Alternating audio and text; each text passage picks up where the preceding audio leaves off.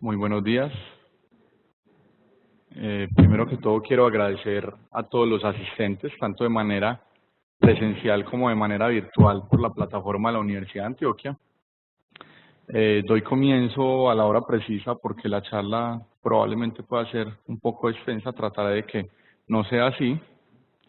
El día de hoy vamos a hablar sobre sedación fuera del quirófano para centrarnos en algunos puntos controversiales y actuales sobre sedación principalmente en Colombia. Mi nombre es José Sebastián Robledo Ríos, soy residente de segundo año de anestesiología y reanimación de la Universidad de Antioquia y mi asesor para la charla fue el doctor Francisco Gómez, a quien agradezco, anestesiólogo y profesor de la Universidad de Antioquia. Vamos a dar inicialmente una pequeña introducción donde hablaremos de la definición de sedación. Vamos a hablar sobre los retos a los que se enfrenta el anestesiólogo cuando sale del quirófano, cuál es la situación actual de la sedación en Colombia, para continuar con algunos puntos controversiales de la guía de práctica clínica publicada en el año 2016 y finalizar con unos puntos claves respecto al tema. En nuestra práctica de la medicina diaria, generalmente debemos llevar a cabo procedimientos que implican dolor o que implican algún grado de ansiedad.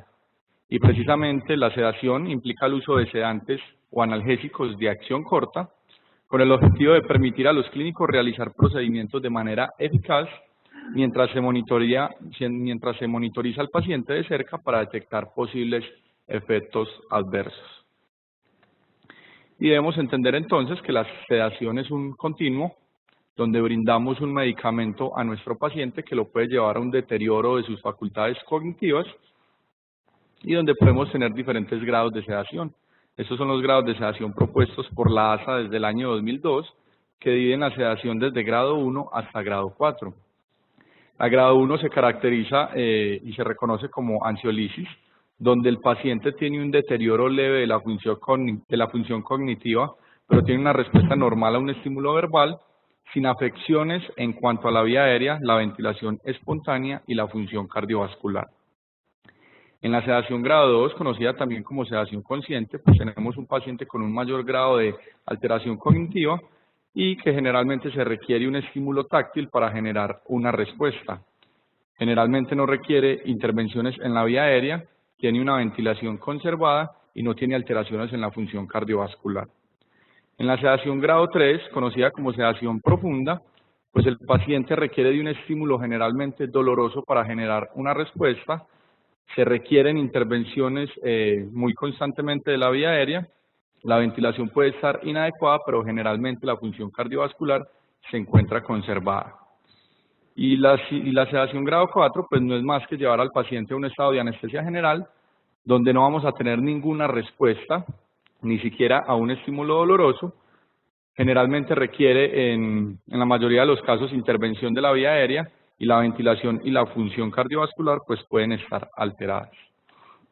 La sedación se puede llevar a cabo en diferentes contextos clínicos. Uno de ellos es en procedimientos que se realicen fuera del quirófano, específicamente procedimientos no invasivos y no dolorosos, como vemos en la parte superior, los cuales se encuentran representados principalmente por imaginología, como tomografías axiales computarizadas, resonancias magnéticas, gammagrafías, e incluso se podría requerir en pacientes en los que se requiere una placa de tórax o un electrocardiograma.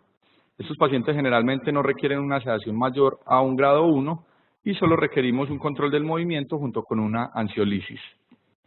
Se puede llevar a cabo la sedación en procedimientos poco dolorosos pero que requieran o que tengan un nivel alto de ansiedad, como procedimientos endoscópicos, colonoscopias, biopsias, suturas, entre otros, y generalmente no se requiere una sedación mayor a un grado 2, generando un buen control del movimiento, una ansiolisis y adicionalmente una analgesia. Y para procedimientos dolorosos o de alta ansiedad, como un tubo-tórax, una cardioversión, una reducción de una fractura o las curaciones, por ejemplo, en un paciente quemado, pues podríamos llegar a requerir sedaciones hasta grado 3 con el componente adicional de generar amnesia. Respecto a los retos a los que se enfrenta el anestesiólogo cuando sale del quirófano, pues lo primero que debemos preguntarnos es ¿por qué el anestesiólogo sale del quirófano? Y esa respuesta probablemente sea secundaria al gran aumento de procedimientos que requieren anestesia que se realizan por fuera del quirófano, y este aumento probablemente sea secundario a la mejoría en cuanto a la monitoría, a los avances en la técnica, principalmente en procedimientos mínimamente invasivos, a los avances tecnológicos en la medicina en general y obviamente a la disminución de los costos que implica realizar esos procedimientos por fuera del quirófano. En cuanto a la indagación, en cuanto a saber si estamos preparados o no para salir del quirófano, pues es importante mencionar que en las últimas décadas la anestesiología se acerca cada vez más a la medicina perioperatoria, principalmente en contextos como la unidad de cuidados intensivos o el manejo del dolor por fuera del quirófano, pero es importante mencionar que hoy en día, y no solo en Colombia, sino a nivel mundial, los programas de formación de residentes son programas que, entre comillas, son deficientes para la formación específicamente en el tema de sedación por fuera del quirófano o de anestesia ambulatoria. Lo que no quiere decir que, secundario a nuestra formación, tanto en fisiología, farmacología como manejo de la vía aérea, no seamos los más idóneos para llevar a cabo una sedación por fuera del quirófano. Debemos preguntarnos además qué es diferente cuando salimos del quirófano. Tenemos tiempos mucho más limitados, tanto para la evaluación de nuestro paciente como para llevar a cabo los procesos de sedación. Tenemos una comunicación que puede ser difícil con el nuevo equipo de trabajo con el que contamos. Estamos acostumbrados a tener un personal de apoyo en enfermería en el quirófano que conoce nuestra forma de proceder y además de eso tiene una capacidad de respuesta mucho más adecuada a eventos adversos secundarios a la administración de anestesia, lo que probablemente no suceda o sea más difícil de conseguir por fuera del quirófano.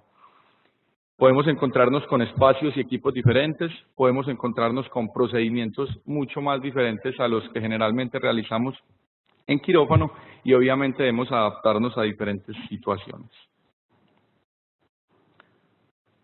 Respecto a la situación actual de la sedación, debemos hacer un pequeño recuento histórico. Para el año 1991 sale la ley SESTA, que es la encargada de regular nuestra profesión como anestesiólogos, donde se indica que únicamente podrá ejercer como profesional de la anestesiología en el territorio nacional aquel médico que haya realizado su entrenamiento en posgrado en anestesiología en facultades y en centros universitarios legalmente reconocidos por el gobierno colombiano. Evidentemente esta ley nos trae mucho beneficio en cuanto a nuestra profesión como anestesiólogos, pero en ninguna parte de la ley se logra especificar, regular o determinar quiénes son los encargados de realizar las sedaciones por fuera del quirófano. Tanto es así que desde antes de los años 80 incluso, los encargados de llevar a cabo esta práctica generalmente han sido médicos no anestesiólogos, principalmente gastroenterólogos o radiólogos que requieren de sedación para llevar a cabo de manera correcta sus procedimientos diagnósticos o terapéuticos. Tanto así que se han dado a la tarea de generar consensos o lanzar guías respecto a cómo debería realizarse la sedación por fuera del quirófano. Afortunadamente, en los últimos años esta tendencia ha venido cambiando. Para el año 2001 en Estados Unidos se contaba únicamente con la participación del anestesiólogo por fuera del quirófano en cuanto a sedación solo del 11% y para el 2015 se contaba con una participación del 54%. Esto obviamente va de la mano con un aumento en los costos en cuanto a los procedimientos, lo que probablemente vaya en contravía desde el punto de vista económico con otras especialidades. Y este aumento en la participación de los anestesiólogos por fuera del quirófano probablemente sea secundario, como ya les mencioné, a un aumento de estos procedimientos que requieren sedación fuera del quirófano, y en la gráfica vemos como a través de los años hay un aumento exponencial. Esto es en Estados Unidos, principalmente en procesos electrofisiológicos, gastrointestinales y radiológicos. Los datos locales son un poco más difíciles de conseguir. Logré encontrar que en Antioquia contamos con 6.275 servicios de apoyo diagnóstico y complementación terapéutica habilitados. De estos, 3.281 se encuentran ubicados en Medellín y de estos, 63 prestan el servicio de endoscopia, 123 radiología e imágenes diagnósticas y 7 medicina nuclear, específicamente en Medellín. Y en Antioquia, para el año 2016, se realizaron entre 22.000 y 26.000 resonancias magnéticas nucleares. No quiere decir que todas las resonancias magnéticas nucleares requieran sedación, pero en un gran porcentaje sí la requieren y esto representa un número importante para nosotros. Y otra de las razones por las que el anestesiólogo cada vez participa más en el tema de sedación por fuera del quirófano, pues es los reportes en los últimos años de muertes secundarias a una mala sedación, principalmente en procedimientos endoscópicos o gastrointestinales. En este estudio se analizan 153 muertes y encuentran que el 91% de dichas muertes son representadas principalmente por pacientes ASA 3 a ASA 5, que el 88% de estas muertes son secundarias a una sedación profunda, que el 56% presentan una monitoría inadecuada y que el 80% fueron en manos de personal no anestesiólogo. Quizás esta muerte no sea muy diferente a las muertes anteriormente descritas, pero en nuestro mundo mediático pues es un hecho de relevancia. Esta fue la muerte de Michael Jackson en el año 2009, específicamente el 25 de junio, quien murió secundario a una sedación donde se le brindó una mezcla de propofol con benzodiazepinas por parte de su médico no anestesiólogo, en este caso su cardiólogo de cabecera, todo con el fin de ayudar a conciliar el sueño del cantante. Para el año 2010, algunas sociedades principalmente de anestesiología, principalmente europeas, firman la Declaración de Helsinki, donde se invita en algunos de sus puntos a las instituciones que suministren sedación a cumplir con modelos de sedación reconocidos por la anestesia como estándar para una práctica segura. Y posterior a esto, y hablando específicamente en Colombia, para el año 2012, se lanza a través de la SCARE, de la Sociedad Colombiana de Anestesiología y Reanimación, el Consenso Nacional sobre Sedación, donde brindan algunas recomendaciones para que los no anestesiólogos puedan llevar a cabo sedaciones, principalmente grado 1 y grado 2, con un buen perfil de seguridad. Dentro de las recomendaciones que ellos lanzan, indican, y esto es importante, ya vamos a ver por qué, que el encargado de la sedación debería ser una persona diferente a la que está realizando el procedimiento. Indican y dan algunas recomendaciones en cuanto a la certificación y en cuanto a las competencias de los profesionales que van a brindar la sedación, en cuanto a monitorización, intervenciones farmacológicas, y son puntuales para esta época en determinar que los médicos no anestesiólogos deberían administrar solamente un único medicamento para la sedación. Esto fue para el 2012. Dan algunas indicaciones en cuanto a evaluación previa de los pacientes y en cuanto al consentimiento informado. Todas estas recomendaciones fueron plasmadas posteriormente en la resolución 1441 de 2013, pero quiero resaltar acá que la SCARE trató para esta época de acabar con la simultaneidad que se presentaba respecto a la sedación y a los procedimientos tanto diagnósticos como terapéuticos, diciendo que solamente que la persona encargada de la sedación debía ser una persona diferente a la encargada del procedimiento. El problema con esta recomendación es que para esta época ellos indicaron que esa persona podía ser o el anestesiólogo o el médico no anestesiólogo, pero también o la enfermera jefe o la auxiliar de enfermería, siempre y cuando tuviera supervisión de un profesional en salud. El problema fue que muchos de los profesionales que requerían hacer los procedimientos, pues simplemente le daban la orden a ese auxiliar de que brindara la sedación mientras era supervisada. Esto cambió para el año 2014 con la resolución 2003. Esa resolución es importante en cuanto a que es la que se encuentra hoy en día legalmente vigente para nosotros y para la habilitación de los servicios que pretenden prestar servicios de salud. Y es importante resaltar que ya para la resolución 2003 logran determinar que a pesar que esa persona encargada de la sedación debe ser una persona diferente al encargado del procedimiento, pero que además solo puede ser o anestesiólogo o un médico no anestesiólogo. Y obviamente a partir de esa resolución pues se acaba con la simultaneidad de la sedación y el encargado del procedimiento. Indican además que los que pretendan realizar sedaciones grado 1 y grado 2, los médicos no anestesiólogos, deben tener una formación en soporte vital básico y obviamente una formación en sedación. Quienes pretendan brindar una sedación grado 3 deben tener además formación en soporte vital avanzado, monitoría y lectura de electrocardiograma, conocer y saber manejar métodos avanzados de la vía aérea y obviamente una certificación en sedación. Y aclaran que la sedación grado 4 debe ser llevada a cabo única y exclusivamente por el anestesiólogo.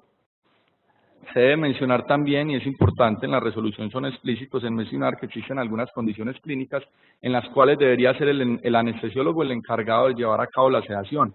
En pacientes poco colaboradores, pacientes con edades extremas, enfermedades severas que generalmente van de la mano con pacientes ASA 3 en adelante, alteraciones de la conciencia, pacientes obesos mórbidos, pacientes con síndrome de apnea obstructiva del sueño, embarazadas, abuso de alcohol o drogas, o pacientes con antecedentes en falla de la sedación. Cosa que probablemente no se cumpla hoy en día, y cada vez vemos como médicos no anestesiólogos, pues además de que brindan sedaciones por encima de sedaciones grado 3, lo hacen en pacientes generalmente complicados. Y posteriormente, para el año 2016, para finales del año 2016, pues se lanza la guía de práctica clínica. Esta guía es propuesta principalmente por la Sociedad Colombiana de Anestesiología y Reanimación, pero se debe mencionar y es importante que recibió ayuda o apoyo de diferentes sociedades científicas como gastroenterólogos, urgentólogos, pediatras, radiólogos, entre otros. Fue con apoyo de la Universidad Nacional de Colombia y con apoyo del equipo de búsqueda sistemática de la literatura de Cochrane, ubicado en Bogotá. Dentro de los objetivos generales de esta guía de práctica clínica, pues es lanzar una serie de recomendaciones basadas en la evidencia para realizar sedación por fuera de quirófano, principalmente en pacientes mayores de 12 años, y además de esto desarrollar un currículum para la formación de estos profesionales encargados de dar la sedación. Dentro de los objetivos específicos son diseñar una estrategia de evaluación de estos profesionales y unos indicadores de seguimiento y de adherencia a las guías. Para la búsqueda en la literatura, el equipo desarrollador de la guía pues lanza una serie de preguntas, en este caso fueron 6 preguntas, que van de la 1 a la 5, la primera se divide en A y B, donde se indagan sobre cuál debería ser la preparación ideal para el paciente que será llevado a sedación, cuál debería ser el profesional, cómo debería ser la monitorización, las intervenciones farmacológicas, el cuidado post-sedación y las competencias del profesional que hará la sedación. Y dentro de cada una de estas preguntas se hacen una serie de comparaciones, como vamos a ver más adelante.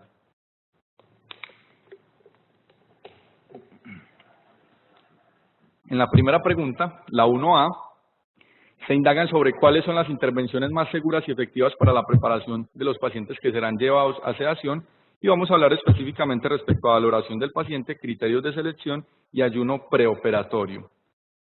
La primera recomendación en cuanto a valoración del paciente que lanza la guía es que todo paciente que sea llevado a sedación por fuera del quirófano debe tener una evaluación clínica previa, y dentro de los puntos de buena práctica el grupo desarrollador indica que se debe indagar específicamente por la condición médica actual del paciente, su peso y talla, sus antecedentes personales importantes relacionados con la sedación, su clase funcional, realizar una valoración de la vía aérea e indagar además por condiciones psicológicas y rasgos de ansiedad. Este último punto vamos a ver más adelante por qué. Y dentro de su segunda recomendación en cuanto a valoración del paciente, y esto es realmente importante, pues indican que no se recomienda brindar sedación por fuera del quirófano en pacientes ASA 3 y ASA 4, y que cuando el médico no anestesiólogo se enfrente a pacientes difíciles, pues debe consultar al anestesiólogo. Dentro de los criterios de selección, en la recomendación número 6, recomiendan que se deben identificar factores de riesgo que influencien en el éxito o no de la sedación. Y esta recomendación sale principalmente de 2 estudios. El primero, donde se indagan precisamente esto en pacientes que serán llevados a un procedimiento endoscópico, encuentran que los ancianos como tal tienen un mejor perfil de sedación, probablemente por sus características fisiológicas, que los jóvenes y que los pacientes sin antecedente de sedación presentan mayor dolor durante los procedimientos, que las mujeres, los pacientes delgados y el aumento del tiempo del procedimiento llevan a una menor cooperación por parte del paciente en estos procedimientos. Por tanto, dentro de los puntos de buena práctica indican que se debe preguntar específicamente por la edad, el índice de masa corporal, el género, la duración del procedimiento y además por el grado de ansiedad y el rasgo de personalidad que salen principalmente de este estudio, donde encuentran de manera significativa que el grado de ansiedad y la personalidad ansiosa se relaciona con dificultades en el procedimiento. Respecto al ayuno preoperatorio, pues no hay mucho que decir, las diferencias no son muchas respecto al paciente que se le brindará anestesia general en el quirófano. Se requiere un ayuno de 6 horas para sólidos y de 2 horas para líquidos claros, y recomiendan que para patologías que impliquen disminución del vaciamiento gástrico, como gastroparesia diabética, pacientes con reflujo gastroesofágico o pacientes obesos mórbidos, pues requieren un ayuno de 8 horas tanto para sólidos como para líquidos. En la pregunta 1b se indagan sobre qué profesional debe administrar la sedación a los pacientes mayores de 12 años y digamos que las recomendaciones no se alejan mucho de la resolución 2003 del 2014, donde el profesional debe ser un anestesiólogo o un médico no anestesiólogo, que este encargado de la sedación no puede ser el mismo encargado del procedimiento y que además de eso el profesional debe contar con un entrenamiento formal en sedación. No me voy a basar mucho en estos estudios, pero quiero resaltar que hoy en día como anestesiólogos no tenemos cómo demostrar que somos los más idóneos para llevar a cabo la totalidad de las sedaciones por fuera del quirófano, y esto se debe a que simplemente no hay literatura que lo respalde. Respecto a la segunda pregunta, se indagan sobre cuáles son las intervenciones más seguras y efectivas para monitorizar a los pacientes. Acá se debe mencionar que todo paciente requiere de una evaluación y un seguimiento clínico junto con una monitoría básica que incluya presión arterial no invasiva, que incluya pulso oximetría y que incluya un cardioscopio. Y respecto a la capnografía, pues las guías sugieren que debe ser utilizada siempre y cuando se encuentre disponible con el objetivo de disminuir la frecuencia de hipoxemia y que debe ser usada cuando exista un riesgo sustancial de sobresedación. Y estos casos son específicamente cuando se utilice combinación de medicamentos para la sedación, cuando no podamos realizar una evaluación clínica de la ventilación de nuestro paciente o cuando el paciente requiera una intervención de la vía aérea durante el procedimiento. En la pregunta 3, y probablemente una de las más importantes y relevantes en la guía, pues se indagan sobre cuáles son las intervenciones farmacológicas más seguras y efectivas para la sedación fuera del quirófano, hacen diferentes comparaciones con algunos medicamentos para al final lanzar unas recomendaciones dependiendo del escenario clínico donde se encuentre el médico. Dentro de sus comparaciones, una de ellas es el propofol versus agentes tradicionales. Esta comparación se basa principalmente en este metaanálisis publicado en el año 2013, donde comparan la sedación con propofol versus otros agentes como el midazolam, meperidina y fentanilo. Ellos encuentran de manera estadísticamente significativa que los pacientes a los que se les brinda sedación con propofol presentan un menor tiempo de recuperación con una diferencia de medias de menos 19,8 minutos, junto con un mejor nivel de sedación, sin encontrar diferencias significativas en cuanto a hipoxemia, hipotensión, apnea o menor duración del procedimiento. Hacen una comparación además del propofol versus otros agentes, vamos a ver cuáles. Esto se basa principalmente en esta revisión publicada en el año 2015 por Cochrane, donde incluyen 10 estudios para un total de 818 pacientes y hacen diferentes comparaciones. Una de ellas es propofol más fentanilo versus ketamina más midazolam, donde encuentran que el propofol más fentanilo lleva a un menor tiempo de recuperación, en este caso una diferencia de medias de menos 33,4 minutos, pero contrario a esto presentan una mayor frecuencia de episodios de hipoxemia, sin diferencias en cuanto a apnea, agitación, laringoespasmo o vómito. Comparan el propofol versus el midazolam más fentanilo, encuentran, como hemos visto en los estudios o en las comparaciones anteriores, que cuando se utiliza propofol llegan a menores tiempos de recuperación, en este caso menos 21,7 minutos, pero sin diferencias en esta comparación en específico en cuanto a tasas de procedimientos exitosos, hipotensión, hipoxemia o apnea.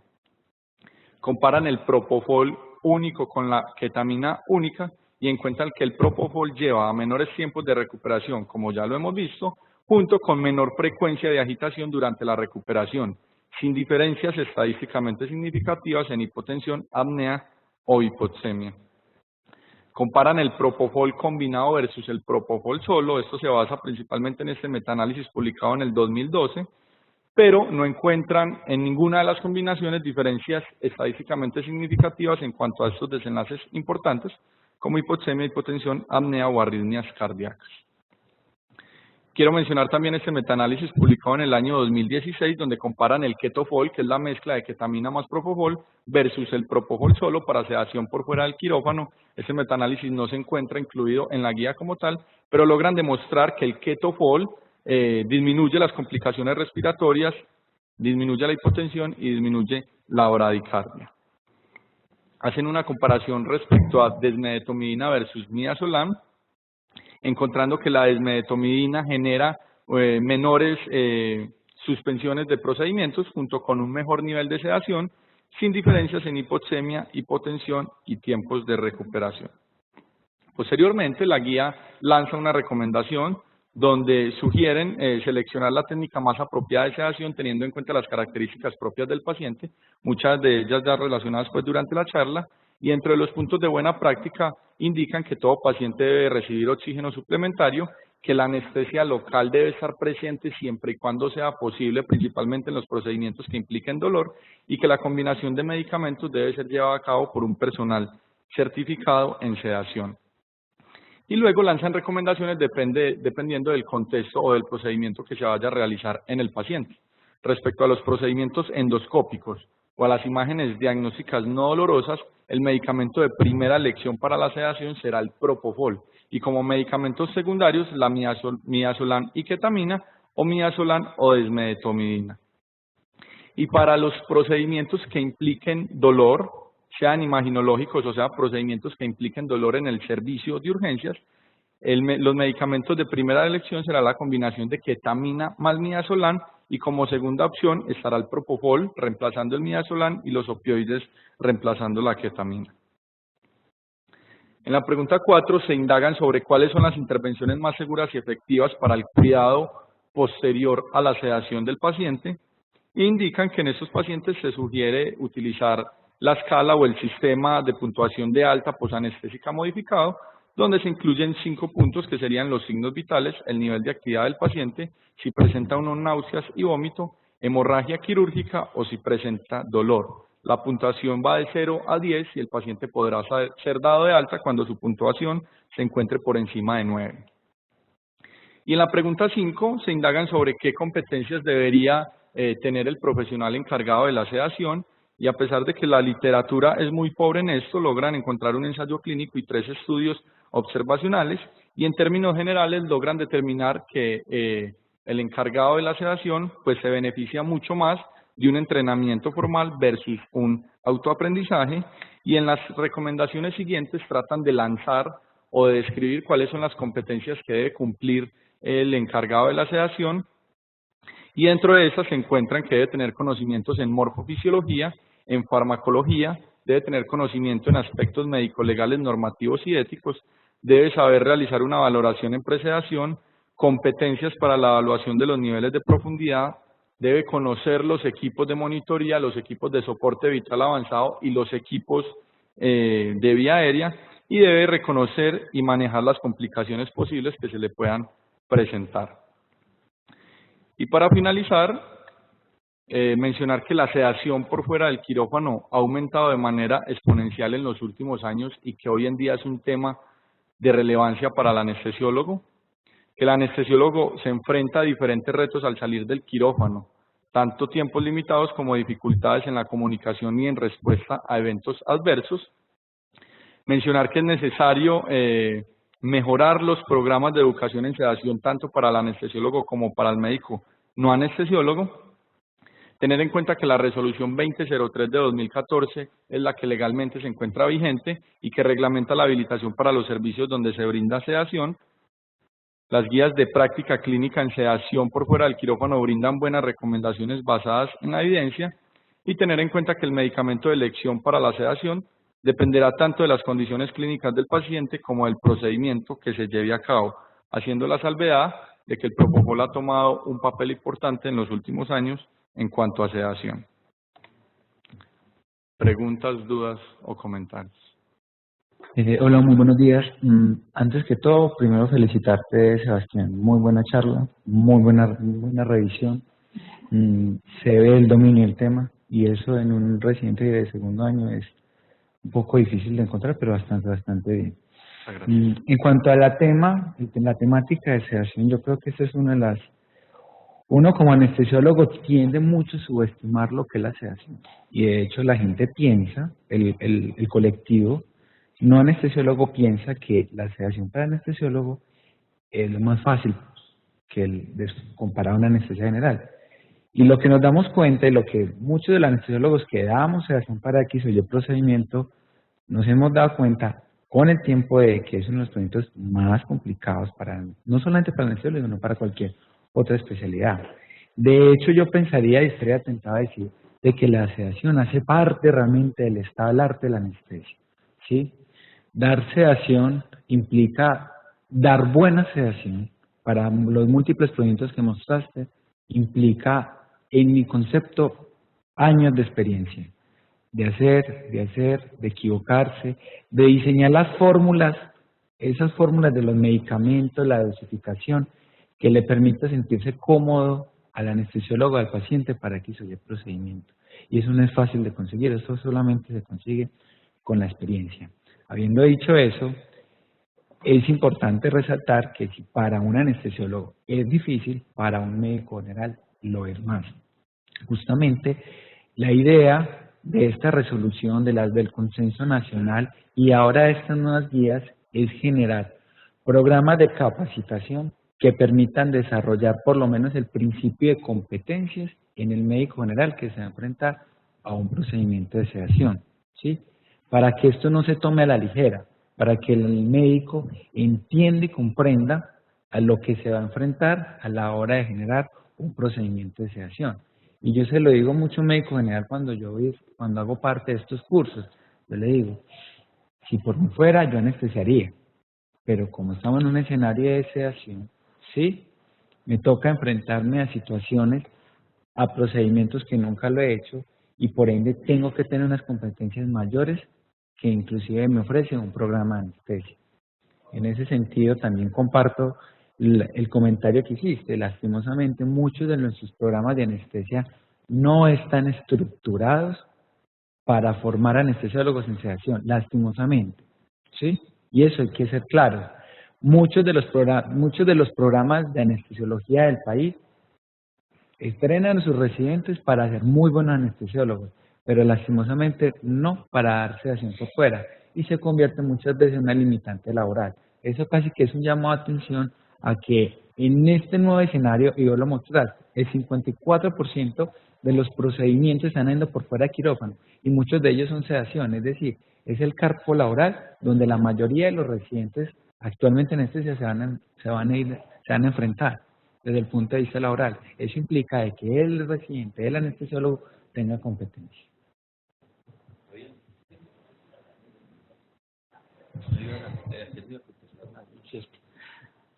¿Ibas a contestar algo, Sebastián? No. No. Ah, bueno. Si quiere, ahorita más adelante muestro algo respecto a lo que... Bueno, estoy de acuerdo con lo que dice Fabián, que fue una excelente conferencia. Y lo segundo, también comparto lo de Fabián, inclusive yo quisiera ser más enfático, a mí me parece que es más difícil la mayoría de las veces sedar pacientes que anestesiar pacientes, porque una vez tengo uno controlado la vía aérea y con un paciente relajado, la anestesia normalmente se torna muy sencilla. Yo te quiero hacer aunque la conferencia se centra mucho en las sedaciones por fuera del quirófano, en procedimientos realmente muy especializados, que nos llevan mucho al escenario de ciudades grandes o ciudades con muy buenos recursos como Medellín, siempre salta la preocupación del médico que no está en esos procedimientos, específicamente que se encuentra en un área rural, que tiene acceso a esa literatura, las guías de la SCARE sobre reanimación, sobre sedación, donde no hacen referencia al sitio específicamente donde se ve obligado el médico a hacer procedimientos de sedación. La pregunta concreta es, ¿cuál es tu concepto después de esa excelente revisión del papel del propofol en un escenario rural por parte de un médico general que se ve obligado a sedar pacientes? Bueno, pues realmente la pregunta es complicada porque según las guías el propofol cada vez ha tomado un papel más relevante y más importante en la sedación por fuera del quirófano, pero obviamente el uso del propofol debe ser, o mejor dicho, el propofol debe ser utilizado por un personal que tenga entrenamiento en sedación y en eso es clara la guía y en eso es clara la resolución 2003. Y probablemente diría yo que en un contexto de urgencias, en un paciente lejos, por fuera de la ciudad, que no tenga una formación o una certificación en sedación, aunque hay que mencionar que hoy en día los programas no son los más eficientes, pues probablemente el propofol no sea el medicamento de elección, es el concepto que tengo yo en el momento. Pero, como ya mencioné, pues el propofol cada vez ha tomado más fuerza dentro de la sedación por fuera de quirófano, principalmente para escenarios no dolorosos. No sé si responde la pregunta, profesor. Yo quiero pues felicitarte por la charla, realmente me gustó mucho, sobre todo que los artículos los supiste de alguna manera concatenar como con la parte práctica. Me preocupan dos cosas de las. Primero, estoy completamente de acuerdo con Elkin y con Fabián. Yo después de muchos años terminé trabajando fuera del quirófano por muchas circunstancias y hoy en día, lo digo todos los días de mi vida, es más difícil hacer sedación que dar anestesia. Eso todo clarísimo y me toca pues manejo demasiados pacientes en sedación todos los días y es más difícil sedar que dar anestesia. Ese concepto lo tengo claro, pero hay 3 medicamentos que quiero mencionar. El primero, el propofol. Si bien es cierto, la recomendación es muy clara en cuanto al propofol, yo digo que dosis por encima de 1 miligramo por kilo son peligrosas para los pacientes cuando uno hace sedación, porque produce inicialmente el paciente hace una apnea y luego entra en una disminución de una pequeña braimea y luego arranca a respirar solo. Si uno se descuida, el paciente se le puede poner maluquito. El otro medicamento que me parece extraordinario, que va por encima de todos, es la de medetomidina. Lástima que nosotros no tenemos, es una droga, no POS, no lo podemos utilizar en el escenario corriente todos los días, pero tiene un perfil farmacológico que no sirve tanto para el paciente que tiene sedación profunda y que tiene dolor, como para el paciente que no tiene dolor. Casi que sería, en mi concepto, el medicamento 1A para recomendar. Y vuelvo y repito, en nuestro medio todavía tiene costo y el no POS es problemático utilizarlo. Y yo pues recomiendo, porque lo hago en el día a día, una mezcla que me parece que dependiendo de la dosis es demasiado segura. Y se la hace a los residentes, que alguno como vos que fuiste al IATM, lo recomiendo siempre, utilizar esa mezcla entre de midazolam y ketamina, me parece muy segura porque son dosis muy bajas que hacen que el paciente con la ketamina no salga completamente, digamos, no se enloquezca y no salga de sus parámetros normales, porque es una dosis muy baja de ketamina, y con el midazolam no se me deprima desde el punto de vista ventilatorio. Entonces quería pues hacer como esa acotación y hacer el énfasis en el concepto del propofol, porque yo en el medio rural, yo sí le contestaría la pregunta a Elkin. Yo creo que no cabe el propofol. Yo creo que no cabe el propofol. En el medio rural me parece muy peligroso para el médico general utilizar propofol. Yo creo que es exclusivo para el manejo de los anestesiólogos, porque dependiendo de la dosis el paciente puede hacer una depresión respiratoria o una apnea y tenemos problemas. El propofol es extraordinario, pero a dosis máxima de 1 miligramo por kilo en sedación.